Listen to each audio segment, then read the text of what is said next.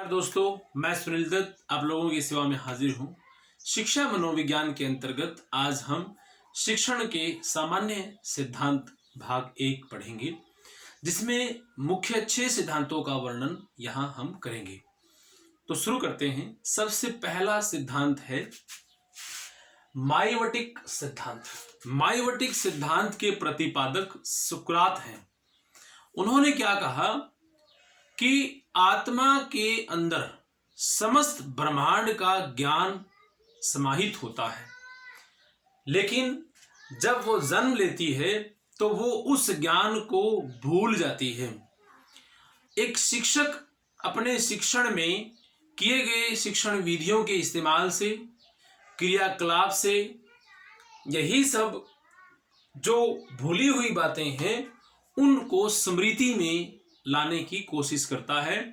हम किसी बच्चे को जब एक प्रश्न देते हैं और वो उसको याद करता है, एक बार में नहीं, 2 बार में नहीं, 3 बार में नहीं, जब उसको पहली बार याद नहीं होता है, इसका मतलब उसकी स्मृति में वो चीज नहीं आई है, ऐसा सुकरात का मानना था।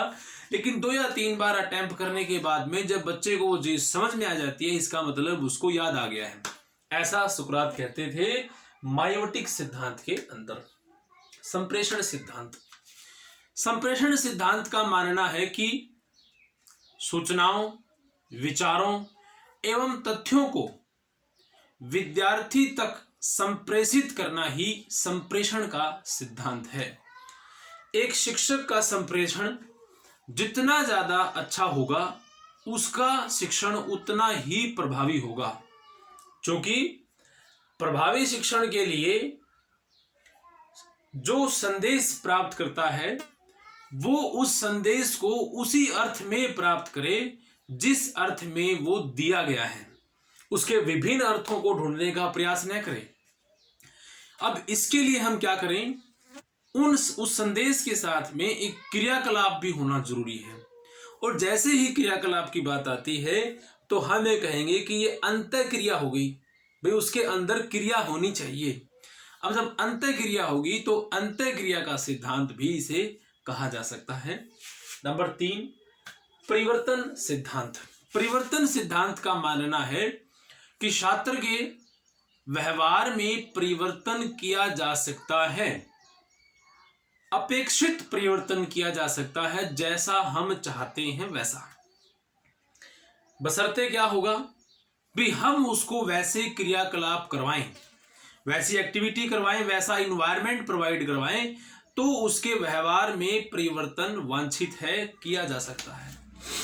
उसके बाद आता है परस्पर पूछताछ सिद्धांत। यह सिद्धांत क्या कहता है कि बच्चे के सामने समस्याएं दी जाएं, उन समस्याओं को यदि वो आपस में पूछताछ करके समाधान करने की कोशिश करता है तो एक टाइम ऐसा आ जाएगा कि वो किसी भी समस्या का समाधान अपने आप से कर सकता है। ये भी उसके व्यवहार में एक परिवर्तन हुआ। क्रिया का सिद्धांत।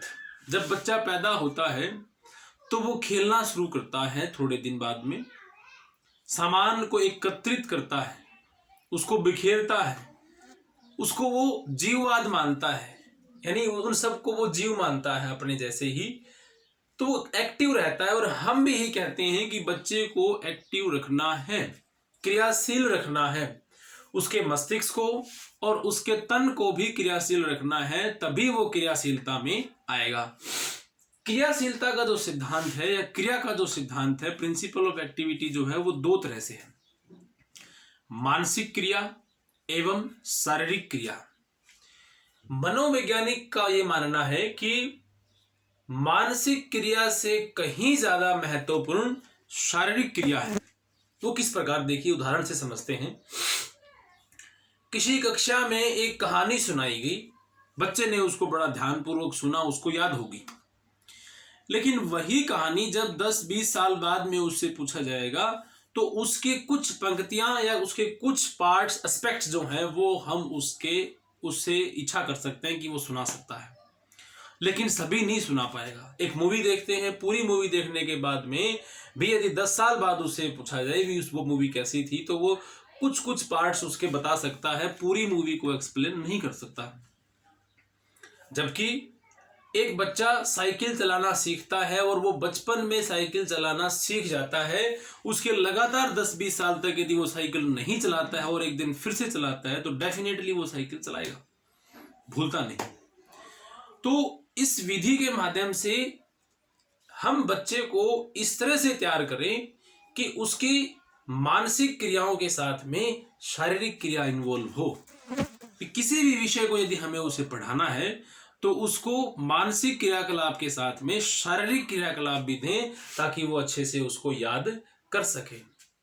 मॉन्टेसरी विधि, किंडरगार्टन पद्धति, समस्या समाधान पद्धति, ये सब पद्धतियां इसी विधि पर आधारित हैं।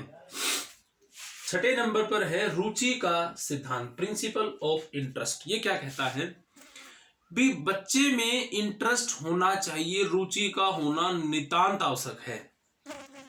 यदि बच्चे में रुचि नहीं है तो एक अध्यापक का ये परम दायित्व है कि वो सबसे पहले उसमें रुचि पैदा करे। बिना रुचि पैदा किए उसको नहीं पढ़ाया जा सकता।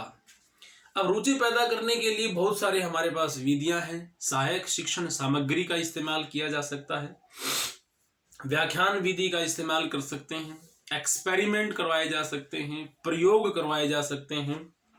करके सीखने के सिद्धांत पर आधारित यदि हम कुछ करवाते हैं तो बच्चे की रुचि बढ़ सकती है। बहुत सारे ऐसे क्रियाकलाप हैं जिनका इस्तेमाल करके शिक्षण विधियां ऐसी हों जिसमें बच्चा रुचि क्रिएट करे। उसके बाद में बच्चे के जीवन के उद्देश्य, उसके लक्ष्य उसके सामने क्लियर हों ताकि उसके अंदर रुचि पैदा हो सके। तो इस वीडियो में हमने मुख्य 6 सिद्धांतों के बारे में पढ़ा। आशा करता हूं आपको बड़ा अच्छा लगेगा। अच्छी वीडियो बनी है।